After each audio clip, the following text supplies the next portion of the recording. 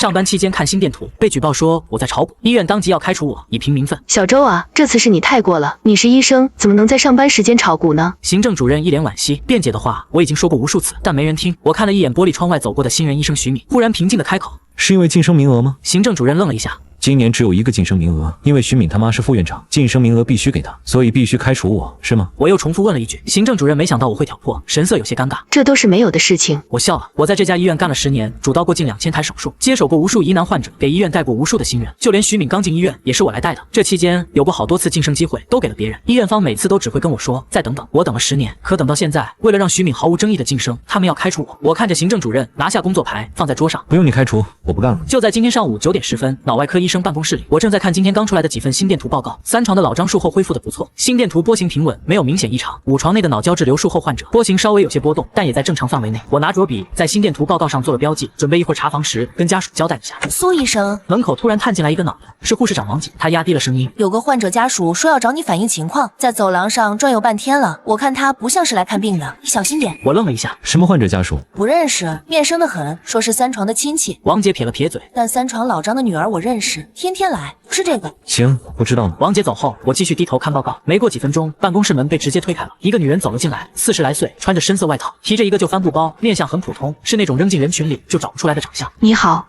你是苏医生吧？她的声音不大，带着点小心翼翼的试探。我是，您是？我是3床张建国的家属。她说着，目光却飘向我的电脑屏幕。苏医生，我想问问我爸的情况。张建国。3床，我心里闪过一丝疑惑。3床老张的女儿，我见过好几次，40、50岁的一个大姐，说话嗓门很大，不是眼前这个人。但医院里患者家属多，有时候来的是儿媳妇、侄女什么的，也正常。老张的情况挺好的，术后恢复很顺利。你今天来的正好，我正准备去查房。我一边说，一边把心电图报告收拢，他却没接话，目光直直地盯着我的电脑屏幕。苏医生，你这看的是什么呀？他突然开口：“心电图，患者术后的复查报告。”哦，心电图啊。他笑了笑，那笑容有点怪。我还以为是股票呢，看着红红绿绿的，挺像。我皱了皱眉，没太在意。他又在办公室里站了一会儿，东拉西扯地问了几句老张的情况，前后不到5分钟就走了。我总觉得哪里不对，但说不上来。这是我在西园医院工作的第10个年头，10年来，我见过形形色色的患者家属，有感恩戴德的，有胡搅蛮缠的，有哭天抢地的，但像今天这位，说不上来的别扭。我没再多想，拿着报告去查房了。3床老张精神不错，正在啃苹果，他女儿张大姐坐在旁边，看见我就笑。苏医生来了，我爸今天能拔管不？能，一会儿护士来弄。查完房回到办公室，屁股还没坐热，行政处刘主任的电话就打过来了。苏磊，你过来一趟。语气不对，我到行政办公室的时候，刘主任正襟危坐，面前的桌上摆着一张打印纸，上面密密麻麻写着什么。小周啊，坐。他抬了抬下巴，脸上挂着那种让人不舒服的和蔼。我没坐。你最近工作上有什么困难吗？他先来了一句软的开场。没有，刘主任，什么事直接说吧。他叹了口气，把桌上那张纸转过来，推到我面前。你自己看看吧。我低头一看，是一封举报信，上面写着：某年某月某日上午，脑外科医生苏磊在工作时间利用电脑查看股票 K 线图，从事与工作无关的投资活动，致患者安危于不顾，请院方严肃处理。举报人署名：一位忧心的患者家属。我盯着那几行字，脑子里忽然闪过今天上午那个女人的脸，红红绿绿，像股票。心电图，他觉得心电图像股票 K 线图。这是污蔑。我抬起头，我看的是患者的心电图报告，不是股票。那个所谓的患者家属，我根本不认识。他今天第一次来，待了不到5分钟就走了，问了几个不痛不痒的问题，全程都在盯着我的电脑屏幕。刘主任靠在椅背上，双手交叉放在桌上，一副公事公办的表情。小周啊，你说不是，可举报信在这，患者家属实名反映，我们也很难办。实名？我差点气笑了。这上面连个真名都没写，叫实名。院方会调查的。他避开我的目光，但这段时间你注意一下影响。我深吸一口气，把举报信推回去。刘主任，我在这个医院干了10年，10年里我有没有请过1天假去做私事？去年过年我一个人值了1个月的夜班，睡在手术室里，连除夕夜都是在病房过的。现在有人随便写一封匿名信，你们就要调查我？刘主任的脸色变了变，但很快恢复如常。小周，你不要激动，院方对你一直是很重视的。你在医院这么多年，医院培养你也不容易。培养我？我打断他，我进医院的时候就是主治医师的水平。这10年是我在给医院带新人，是你们欠我的，不是我欠你的。办公室里的空气凝固了几秒，刘主任端起茶杯喝了一口，不紧不慢地放下。小周，你还是太年轻了，有些话说出来就没有回旋的余地了。我没再说话，转身出了办公室。走廊上，徐敏正好迎面走来，穿着一身崭新的白大褂，手里拿着一沓文件，笑得春风满面。苏老师，您去找刘主任了。他歪着头看我，语气里带着关切，但那双眼睛亮得不像是在关心。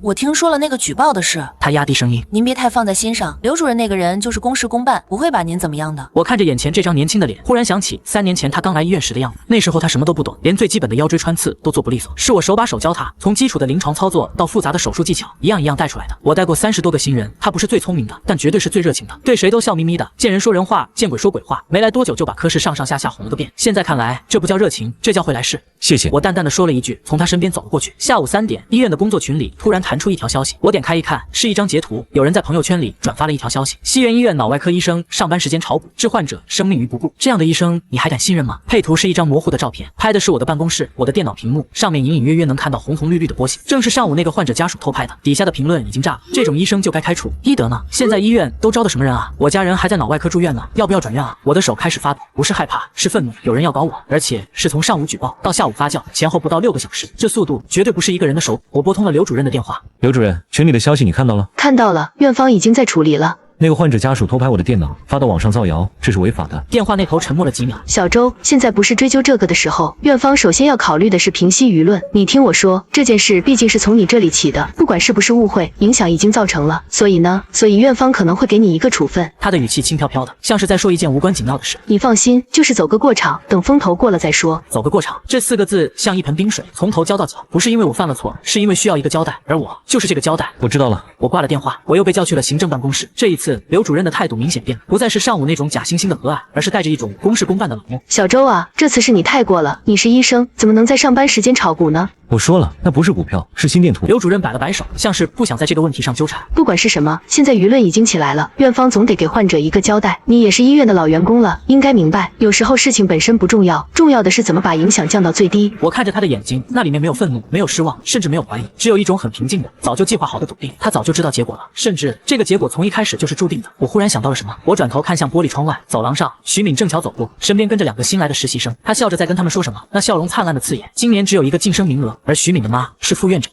刘主任，是因为晋升名额吗？刘主任愣了一下。今年只有一个晋升名额，因为徐敏他妈是副院长，晋升名额必须给他，所以必须开除我，是这样吗？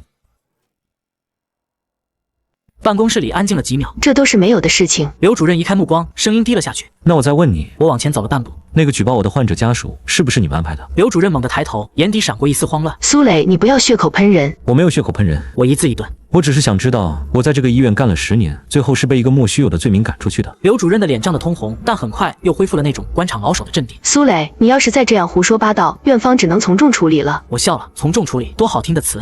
我在这个医院干了10年，10年里，我主刀过近2000台手术，接手过无数疑难患者，带出过30多个新人医生。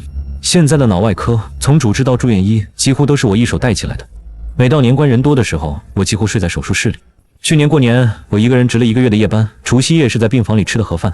整整10年，除了前年我奶奶去世外，我就没休过假。10年里，医院每年都有晋升指标，我身边的同事全来了又走，有些还是我亲手带出来的实习生，他们都得到了晋升，我还在原地踏步。第3年，医院批了3个晋升名额，给了绩效和能力远不如我的2名女同事。科室主任私下跟我说，在这一行，男医生就是没女医生吃香。再等等，看明年。第4年，我做了一台高难度的脑动脉瘤手术，很成功，医院名声大噪。副院长拍着我的肩膀说，今年晋升一定主推我。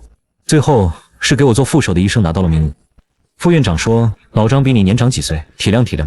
我等了1年又1年，等到了快40岁。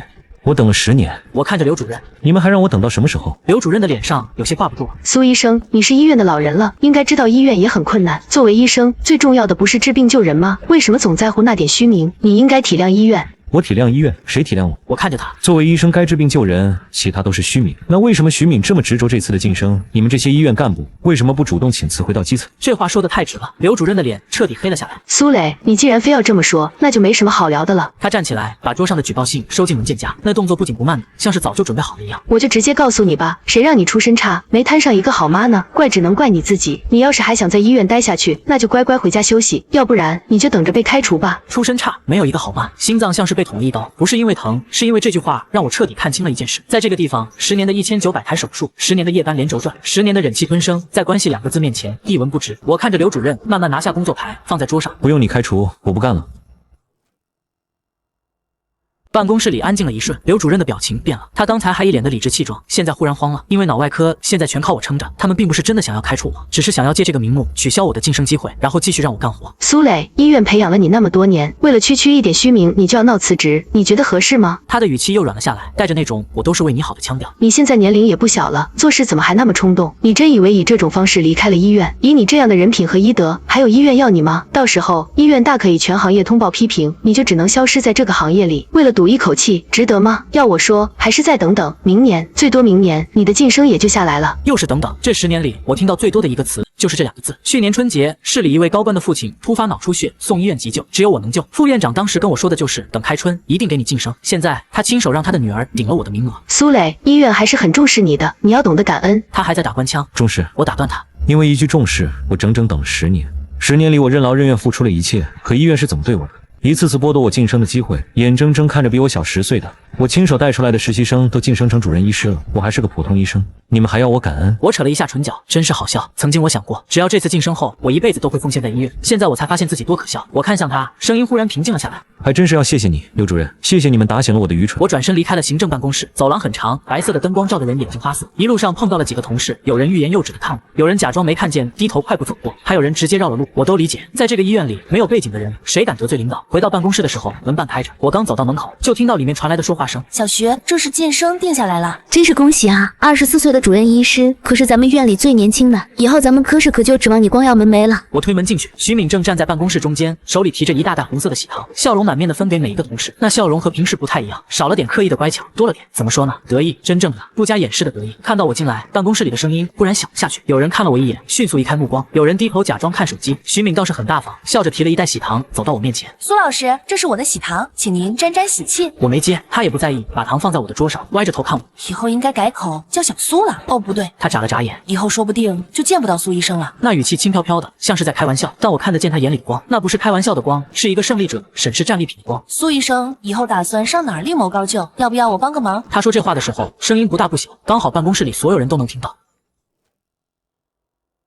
有几个同事抬起头来看热闹，目光在我和他之间来回转，没有人说话，没有人替我解围。这间办公室里坐着的人，有一半是我手把手带出来的，我教过他们怎么开颅，怎么止血，怎么在显微镜下吻合细如发丝的血管。现在他们都在看着我被一个24岁的小姑娘当众羞辱，而他们选择沉默。徐敏见我不说话，又笑了笑，转身走了。他走到门口的时候，还回头看了我一眼，那眼神里写满了4个字：不过如此。我低下头，看见桌上那袋红色的喜糖，包装纸上印着一个大大的笑脸，正对着我，像是在嘲笑我10年的愚蠢。苏医生，身后有人小声叫我，我回头，是新来不到半年的小陈，一个老实巴交的年轻人，平时话不多，干活很勤快。他站在我身后3步远的地方，手里拿着一个保温杯，是我平时用的那个。苏医生，我帮您把杯子收一下吧。他的声音有点抖，眼眶红红的。我看着他，忽然觉得鼻子有点酸，不是委屈，是觉得这10年的付出没有白费，哪怕只有一个人记得你的好，那就没有白费。不用了，小陈，我接过保温杯，我自己来。我转过身，开始收拾桌上的东西。其实也没什么好收拾的，10年了，这张办公桌上除了几本专业书、一个笔筒、一个保温杯，什么都没有，连一张照片都没有。因为我从来没有把这间办公室当成家来过，我只是把它当成一个工作的地方，一个我等了10年晋升的工作的地方。我正收拾着，电脑屏幕右下角忽然弹出来一个邮件提示：您有一封新邮件，发信人艾莎医院集团总部人力总监张伟。我愣了一下，艾莎医院那是国内顶尖的私立医院集团，跨国连锁，资源是国内第一梯队，独一档的那种，业内人都知道，能进艾莎的不是顶级专家就是海归精英。我点开邮件，内容很简单：苏医生您好，我是艾莎医院人力总监张伟，我方现急需脑科主任，一直久仰大名，想要与您达成合作，薪资范围在年薪100至150万，若有意向，期待您的回信。下面附带着他的联系方式。我盯着屏幕看了足足10秒钟，脑科主任，年薪100至150万，那是我在这家医院整整10年求而不得的东西，而现在他就这样安安静静的躺在我的收件箱里，像一个从天而降的礼物。不对，不是从天而降，是我10年的履历，1900台手术，无数次在手术台上站到双腿发麻的坚持换来的。我拿起手机，按照邮件里的联系方式加了张伟的好友，消息发出去不到3秒钟，对方就通过了。我发了条消息过去：您好，我是苏磊，很期待与贵司的合作。对面秒回：苏医生您好，久仰久仰，您什么时候方便？我们见面详谈。我看着这条消息，又看了看桌上那袋刺眼的喜糖，忽然就笑了。我打开电脑，打了一份离职通知，措辞很简短：本人苏磊因个人原因申请从即日起辞去西园医院脑外科医生职务，请院方批准。提交。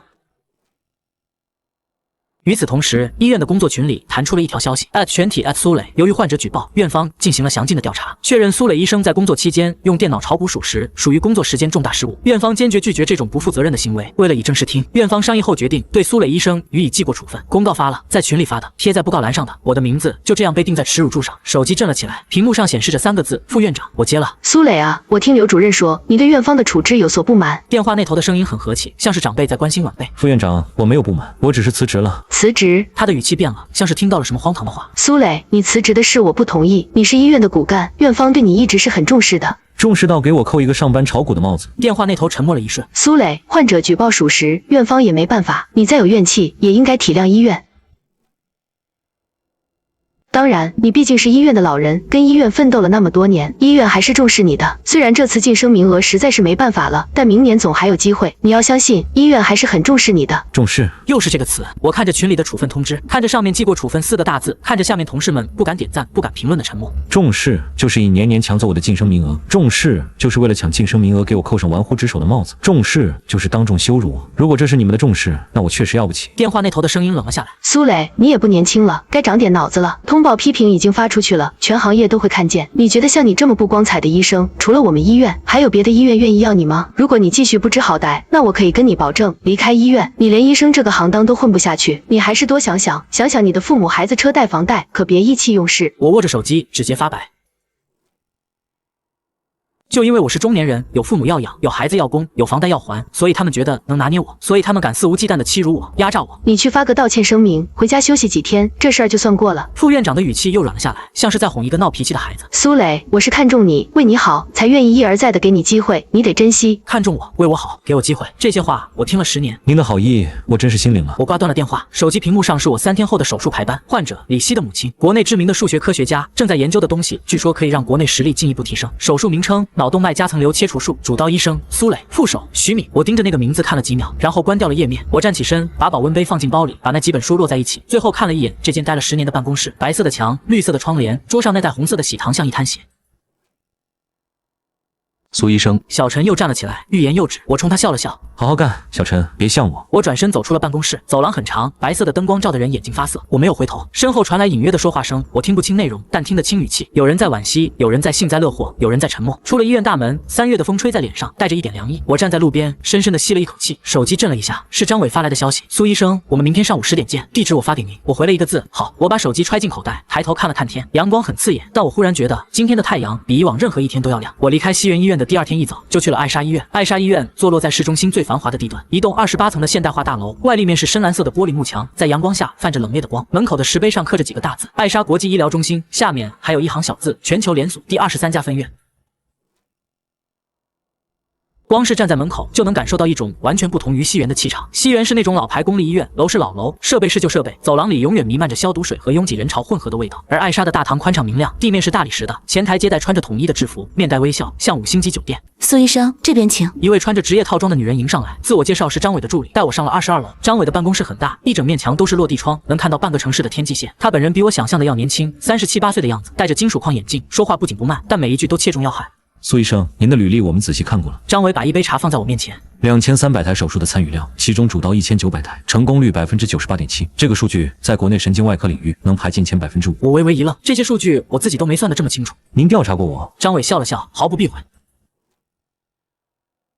我们花了2个月的时间，对您进行了全方位的背景调查。您的每一台手术记录、每一篇论文、每一个患者的术后反馈，我们都看过了。2个月，也就是说，在我还在西园苦等晋升的时候，艾莎已经在暗处把我的底细摸了个遍。苏医生，我直说吧。张伟靠在椅背上，我们需要一个能扛起脑外科的人。这个人在技术上要过硬，在业内要有口碑，在患者中要有信任度。您符合所有这些条件。那你们应该知道，我刚被西园记了过。知道。张伟点头。我们还知道那是诬陷。他说得很平静，像是在说一件无关紧要的事。苏医生，我们做背景调查的时候，采访了您过去3年里主刀过的47位患者，其中43位给出了正面评价，3位没有回复，1位表示手术效果一般，但苏医生人很好，没有任何一位患者对您的专业能力提出质疑。一个被患者如此认可的医生，会因为上班炒股被记过？他笑了笑。我们不是傻子。我端起茶杯，喝了一口，茶是好茶，入口回甘。张总监，我想问一个问题，请说，你们为什么找我啊？这个问题我想了一夜。艾莎是顶级私立医院，他们想要的人才大可以从北上广的3甲医院挖，为什么找上我？一个在2线城市公立医院熬了10年，连副主任医师都不是的普通医生。张伟看了我几秒，然后站起身来，走到窗边。苏医生，您知道艾莎为什么能在国内扩张的这么快吗？资源好，不只是资源。他转过身，是因为我们愿意给那些被埋没的人才一个机会。公立医院的问题我们都知道，论资排辈、裙带关系、熬年头。一个真正有能力的医生，可能因为不会拍马屁、没有背景，就在基层待一辈子。而我们艾莎不看背景，不看关系，只看能力。他说这话的时候，目光很坦诚。您的能力配得上脑科主任这个位置。办公室的门被推开了，一个50多岁的女人走了进来，短发，穿着白大褂，胸前别着院长的工牌，气场很强。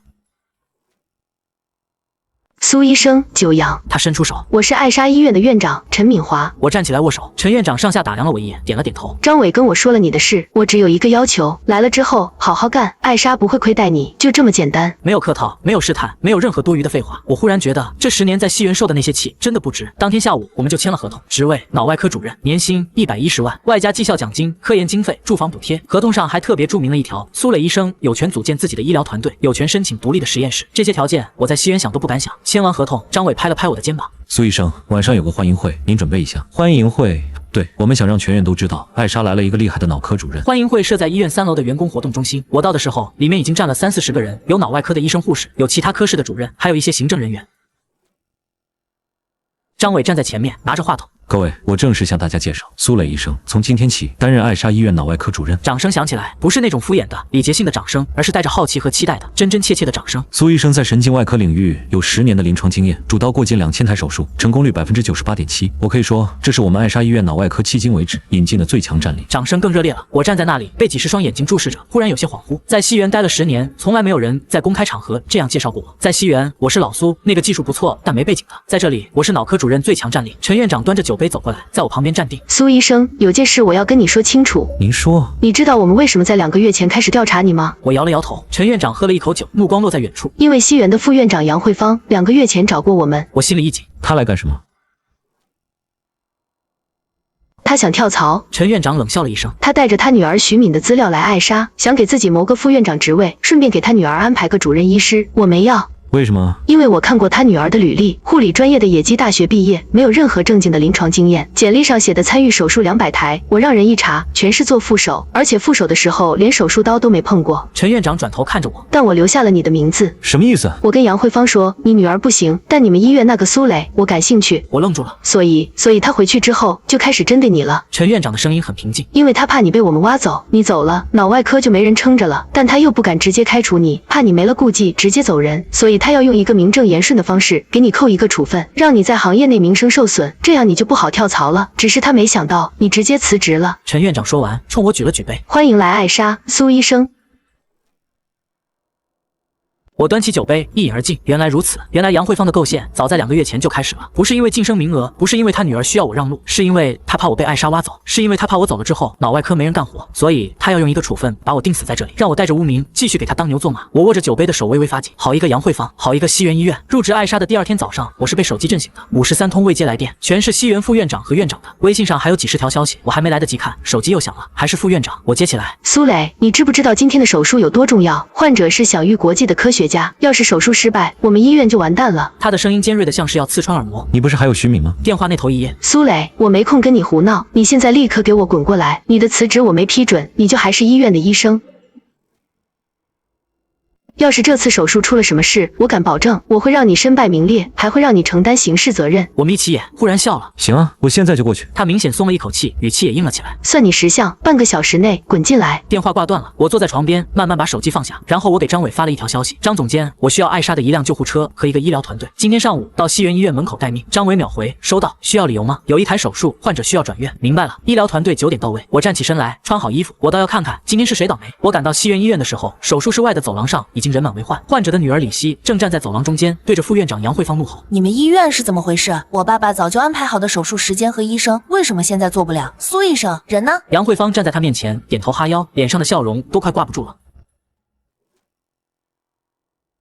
徐敏站在他身后，低着头，一声不吭。李女士，您听我说，苏医生马上就来了，手术马上就可以开始。马上，你们说了多少个马上了？我爸爸的病能等吗？走廊上还有其他患者家属在看热闹，有几个还在拿手机拍。我穿过人群走过去，苏磊来了。来了。杨慧芳一眼看见我，眼睛都亮了，冲过来抓住我的手腕，把我拽到李希面前。李女士，苏医生来了，手术马上就可以开始。李希看见我，明显松了一口气。苏医生，您可算来了，只要您来，我爸的手术一定没问题，我只相信您了，拜托您一定要治好我爸。他的眼眶红了，声音在发抖。我看了一眼杨慧芳，又看了一眼李希，然后我慢慢的把手从杨慧芳手里抽出来。抱歉，李女士，这手术我做不了。走廊上忽然安静了，李希的脸色刷得白了。什么？为什么做不了？杨慧芳急了，赶紧凑上来。苏医生开玩笑呢，手术肯定能做，能做。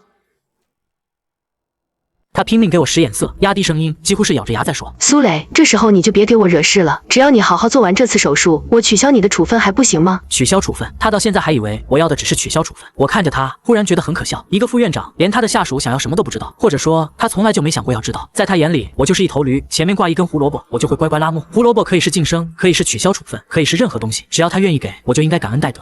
李女士，我转过头看向李希，不是开玩笑，我已经辞职了。辞职？李希尖叫起来，猛地转头瞪着杨慧芳，这是怎么回事？杨慧芳的脸涨得通红，嘴唇哆嗦着，一句话都说不出来。我在这家医院做了10年，还是个普通外科医生。我的声音不大，但走廊上每个人都听得清清楚楚。今年唯一的晋升名额被一个新医生抢走了。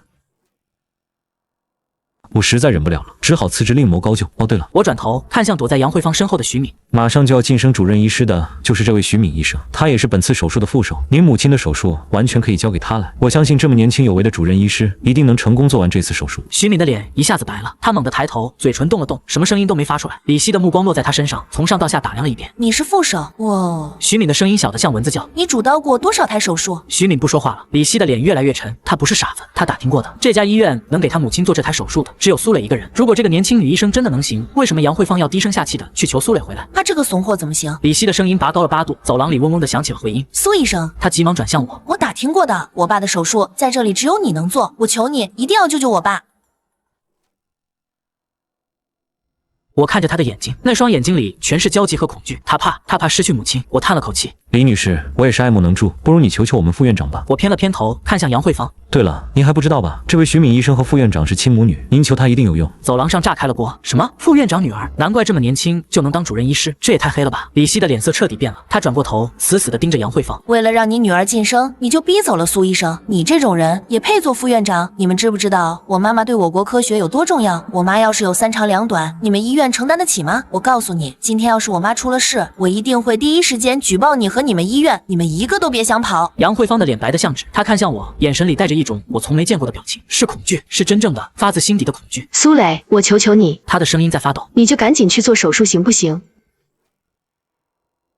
你要晋升名额是吧？我给你，只要这次手术结束，我立即给你晋升，行吗？给我晋升？他在求我。3个月前，他还在办公室里拍着我的肩膀说，等开春一定给你晋升。2个月前，他开始谋划怎么给我扣一个处分，把我定死在西园。1周前，他在电话里威胁我离开医院，连医生这个行当都混不下去。现在他在求我。不用了，我微微一笑，忘了告诉您，我昨天已经入职了爱莎医院，成了爱莎医院的脑科主任。走廊上又安静了，杨慧芳瞪大了眼睛，嘴巴张着，像是被人掐住了脖子。什么？李希愣了1秒，然后猛地反应过来，爱莎医院。他的眼睛亮了。爱莎医院好啊，他们的医疗资源是1等1的。苏医生，我这就去给我妈办转院，您去哪儿我们就去哪儿。杨慧芳急了，伸手要拦。李女士，您不能。你给我闭嘴！李希一把推开他，我现在就去办出院手续。他转身要走，我开口叫住了他。李女士，等一下。他回过头，我本来也是这么想的。我温声道，艾莎的救护车和医疗团队就在门外等候，手术室也准备好了，现在转院过去就可以立即手术。李希大喜过望，好，我这就去办出院。他转身跑了出去，高跟鞋在走廊上发出急促的声响。杨慧芳站在原地，脸上的表情像是被人扇了一巴掌。她看了看我，又看了看李希远去的背影，忽然冲了出去。李女士，您等一下。我站在原地没有动，徐敏还站在角落里，脸色惨白，嘴唇在哆嗦。苏老师，她的声音很小，带着一种我从没听过的软弱。您真的要走？我没有回答她，我转过身走出了走廊，身后传来徐敏低低的像是哭一样的声音，但我没有回头。西园医院门口，艾莎的救护车已经停好了，白色的车身上面印着蓝色的艾莎国际医疗中心字样，在阳光下格外醒目。2个穿着艾莎制服的急救人员站在车旁，看见我出来，点了点头。张伟考虑得很周到，来的是一个完整的医疗团队。车上配备了便携式监护仪、呼吸机、除颤仪，甚至还有一台移动 CT。苏主任，带队的急救医生走过来，患者的情况我们已经了解了，转院途中我们会全程监护，辛苦了。李希以最快的速度办完了转院手续，杨慧芳追到了救护车旁边，还在做最后的挣扎。李女士，您这样转院风险太大了，患者的病情不稳定，路上万一出什么事，出什么事也是你们逼的。李希一边扶着母亲上救护车，一边回头骂：要不是你们把苏医生逼走，我妈用得着转院吗？杨慧芳还想说什么，救护车的门已经关上了。她站在车边，脸上的表情扭曲的可怕。我上了车，在车窗边看了她一眼。副院长，我们再会。我微笑。苏磊，他的声音尖锐的像刀子，在空旷的停车场里回荡。救护车发动了，逆其绝尘的开走。我从后视镜里看到杨慧芳站在原地，身影越来越小，最后变成一个模糊的点，消失在晨光里。车里很安静，李希坐在母亲身边，握着她的手，眼眶红红的。患者的状况还算稳定，监护仪上的数字在正常范围内波动。我靠在座椅上，闭上眼睛，忽然监护仪发出了刺耳的警报声，滴滴滴滴滴滴。我猛地睁开眼，血压在往下掉，心率在往上飙。苏主任，患者血压50%/85%，心率130，还在上升。急救医生的声音绷紧了，李希的脸刷得白了。我妈怎么了？我冲到患者身边，掀开被子，患者的意识已经模糊了，面色苍白，嘴唇发紫，额头上渗出细密的汗珠，颅内出血，可能是转运途中的颠簸导致动脉瘤壁再次破裂，准备甘露醇，快速静滴。我一边说，一边从急救箱里取出简易开颅包。通知医院，患者病情变化，手术室提前准备，我们一到就进手术室。急救医生犹豫了一下，苏主任在车上坐，不坐来不及了。我戴上手套，车上空间很小，但基本的急救设备都有。甘露醇滴下去，患者的血压暂时稳住了一些。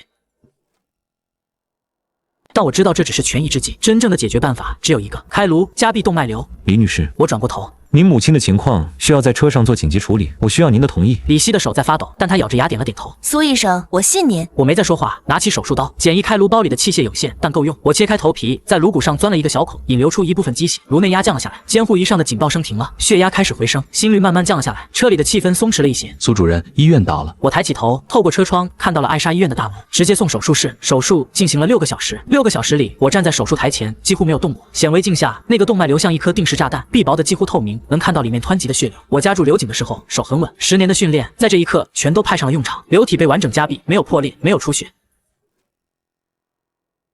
周围的重要神经和血管全部保留。关颅。我说出这2个字的时候，手术室里响起了一片轻轻的呼气声。麻醉医生擦了擦额头上的汗，巡回护士递过来缝合材料，一切都很顺利。手术室的门打开，李希冲了上来。苏医生，我妈怎么样？手术很成功。我摘下口罩。动脉瘤完整夹闭，没有并发症。等她清醒之后，转入普通病房观察1周，如果没有异常，就可以出院了。李希的眼泪一下子涌了出来。谢谢您，苏医生，谢谢您。他握着我的手，哭得说不出话来。我拍了拍他的手背。应该的。李希没有食言。第2天，他就召开了一场小型的新闻发布会，地点设在艾莎医院的门诊大厅，来了10几家媒体的记者。李希站在镜头前，声音不大，但每一个字都掷地有声。我要实名举报西园医院，这家医院的管理混乱至极。副院长杨慧芳为了让自己女儿晋升主任医师，逼走了唯一能做我母亲手术的苏磊医生。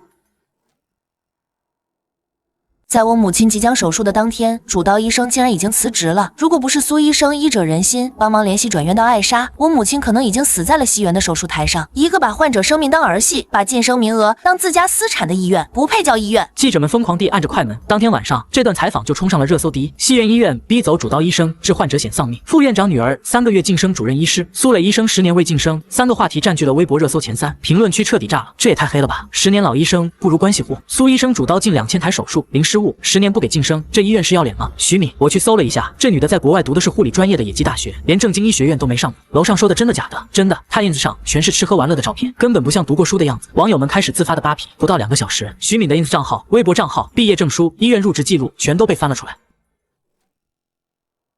护理专业的野鸡大学毕业，没有任何正经的临床经验，入职西园不到3个月就要晋升主任医师，连副主任医师这个级别都跳过。与此同时，苏磊的履历也被翻了出来，985医科大学本硕连读，在校期间连续4年专业第一，入职西园10年，主刀近2000台手术，成功率98.7%，带出来30多个新人医生。现在的脑外科几乎都是他的学生。2份履历放在一起对比，差距大的像2个世界的人。10年不给晋升，关系户3个月就能上，这医院是看病的地方，还是关系户的养老院？卫健委呢？出来干活了！网友们涌到卫健委的官博下面，要求彻查西园医院。一波未平，一波又起。一个自称西园前员工的账号发了一条长文爆料：我在西园工作了4年，亲眼见证了这家医院是怎么从一家正规医院变成一个关系户的天堂。院长的女儿只上了1年医科大学就拿到了毕业证，22岁就进了医院。她什么都不懂，给病人开错药，差点导致病人药物过敏死亡。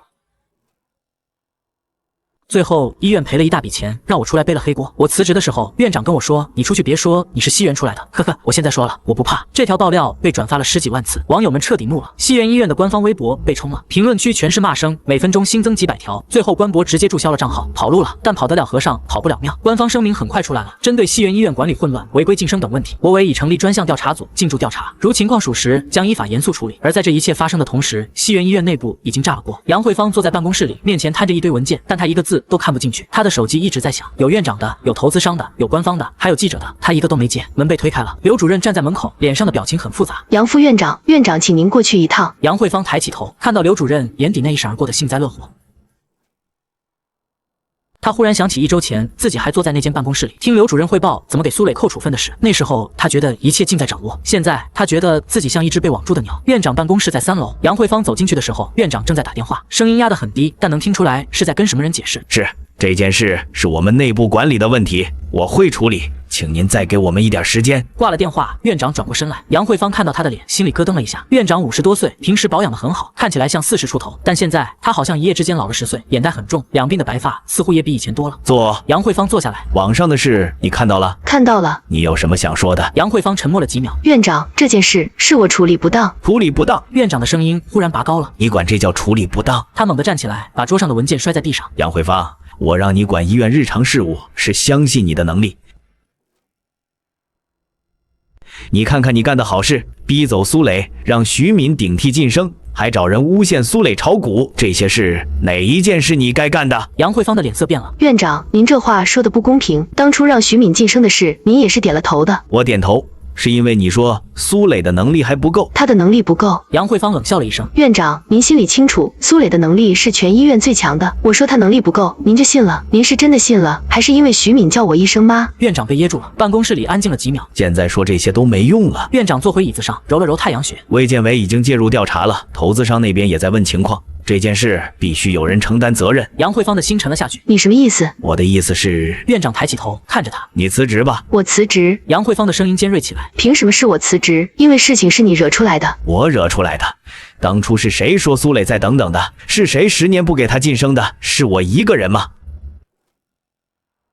两个人对视着，空气里充满了火药味。杨慧芳，我最后跟你说一次。院长的声音冷了下来。你现在辞职，体面的走，我还可以帮你跟上面说几句好话。如果你非要闹，你要我体面？杨慧芳站起来，眼眶红了。我在这家医院干了20年，20年，你让我体面的走？那你想怎么样？等调查组查出来，被开除。杨慧芳不说话了，她看着院长那张冷漠的脸，忽然觉得特别可笑。20年，她为这家医院操心了20年，到头来不过是随时可以丢弃的棋子。好，她站起来，我辞职。她转身要走。等一下，院长叫住她，你女儿的事你也处理一下，让她自己提离职，别连累医院。杨慧芳的脚步顿了一下，她没有回头，打开门走了出去。但辞职并没有解决问题。调查组进驻西园后，查出来的问题比网上爆料的还要多，不仅仅是晋升的问题，人事、财务、药品采购、设备招标，几乎所有环节都有问题。院长的女儿，那个只剩了1年医科大学的医生，被查出来根本没有执业医师资格证，却已经在医院当了2年医生，独立接诊过上百名患者。刘主任被查出来收受过药企的回扣，3年累计超过80万。财务科长被查出来虚报设备采购价格，一台实际价格60万的设备报了400万。整个西园医院从上到下烂透了，消息传出去，投资商纷纷撤资，患者纷纷转院，医生纷纷辞职。曾经红极一时的西园医院，在半个月内从本市第1梯队的医院变成了一栋空壳。调查组的最终通报很快出来了，院长开除公职，吊销医师执照，因贪污罪移送司法机关。杨慧芳开除公职，吊销医师执照，终身不得行医。徐敏开除，吊销医师执照。刘主任等9名管理人员分别被开除、降职、移送司法机关。通报发出去的那天，网上又是一片叫好。杨慧芳被开除后的第3天，我在艾莎医院查完房，正准备回办公室，走廊上人很多。艾莎最近病人激增。有不少是看了新闻之后专门转院过来的。苏主任，您辛苦了。苏主任，我父亲的手术什么时候做？苏主任，您帮我看看这个片子。我一一回应，脚步没停，刚拐进通往办公室的走廊，就听到身后传来一声嘶哑的吼叫。苏磊！我下意识转头，杨慧芳站在走廊尽头，她穿着一件皱巴巴的深色外套，头发乱糟糟的，脸上没有化妆，两颊凹陷，眼眶发红，嘴唇干裂。才1周多没见，她像是老了10几岁。她的右手握着一把水果刀，刀刃在灯光下泛着冷光。都怪你，是你害了我，我要你给我陪葬。她举着刀冲了过来，走廊上的患者和护士尖叫着四散躲开。我没有动，因为我已经看到走廊2侧4个穿着黑色制服的保安正从不同方向冲过来。杨慧芳冲到我面前3步远的地方，就被保安扑倒了。她挣扎着，手里的刀被夺走，双手被反剪到背后，整个人被按在地上。你们放开我，让我杀了他，我要杀了他。他的声音尖锐刺耳，在走廊里回荡。保安看向我，苏主任，报警吗？报警！我蹲下来看着杨慧芳，她趴在地上，脸贴着冰冷的大理石地面，用尽全力抬起头来看我，那双眼睛里的恨意浓得像是要滴出血来。杨慧芳，你这是故意杀人未遂，持刀伤人，情节严重，够判个3到5年了。我就是要杀了你，要不是你，我也不至于变成现在这样。她的声音沙哑，带着哭腔。苏磊，我对你那么好，在医院里处处照顾你，你就这么对我，你就是个畜生。对我好，处处照顾我。我看着她，忽然笑了。杨慧芳，你真以为我不知道？她的挣扎停了一瞬。不知道什么？我从口袋里掏出手机，翻出一张照片，放在她面前。照片上是一个40多岁的女人，穿着深色外套，站在医院的走廊里。就是那个举报我炒股的患者家属。这个人我已经找到了，他是个群演，收了5000块钱，来医院演了一出患者家属举报医生炒股的戏，钱是你让刘主任转给他的。杨慧芳的脸白得像纸。你以为你很聪明？我把手机收起来。但你知不知道，世界上没有不透风的墙？我的律师已经向法院起诉你了，造谣诽谤、损害名誉，再加上今天的故意杀人未遂，这一串罪名够你在牢里待到老了。杨慧芳的眼睛猛地瞪大了。不要，我不要坐牢。她的声音忽然软了下来，带着一种近乎哀求的语气。苏磊，我错了，你放过我，我知道错了，我就是一时冲动。看在我提携你的份上，你放过我这一次吧，我求求你。提携我？他用了提携这个词，就好像他给我的那些年复一年的再等等是什么天大的恩赐，就好像他扣在我头上的那个炒股的处分是什么必须感恩戴德的施舍。我站起身来，你的反省还是留到牢里去说吧。我转身走了，身后传来杨慧芳歇斯底里的哭喊声，在走廊里回荡了很久。警察很快就到了。杨慧芳被带走的时候，走廊上的患者和家属都在拍视频。杨慧芳被带走的时候，走廊上的患者和家属都在拍视频。当天晚上，这些视频就传遍了全网，标题是“西园前副院长持刀报复苏磊医生，已被警方带走”。评论区的画风很统一，这人有病吧？自己把人家逼走了，还要来杀人，建议从重判，这种人不配出来。苏医生真是命大，还好艾莎安保好。1周后，我去探望了李希的母亲，李老太太已经从 ICU 转到了普通病房，人清醒了，精神也不错，正在吃苹果。李希坐在床边，给她削另一个苹果。苏医生来了。李希站起来，笑着说：“恢复的怎么样？”好多了。李老太太接过话：“今天早上还下床走了2步。护士说我下周就能出院了。”那挺好的。我在床边坐下，看了看监护仪上的数据，血压正常，心率正常，一切都好。苏医生啊，李老太太放下苹果，认真的看着我。这次的事真是多亏了你，要不是你，我这把老骨头恐怕就交代在那家医院了。您别这么说，这是我的本职工作。不是本职工作的事。李老太太摇了摇头。是人心的事。你在我女儿面前说的那些话，我都听说了。你明明可以不管的，可你还是帮我们联系了转院，还是亲自主刀做了手术，这说明什么？他看着我，眼睛里有一种老人特有的通透。说明你这孩子心善。我笑了笑，没有说话。我听说那家医院倒闭了。李老太太又问。被查封了，相关人员都被处理了。活该。李老太太说得很平静。做坏事的人迟早要遭报应。李希在旁边接了一句：“妈，这叫因果报应。”对，因果报应。李老太太点了点头。苏医生，你信不信这个？我想了想。以前不信，现在信了。李老太太笑了，笑得像个孩子。从病房出来，我站在走廊的窗边，看着外面的阳光。3月的阳光很好，照在身上暖洋洋的。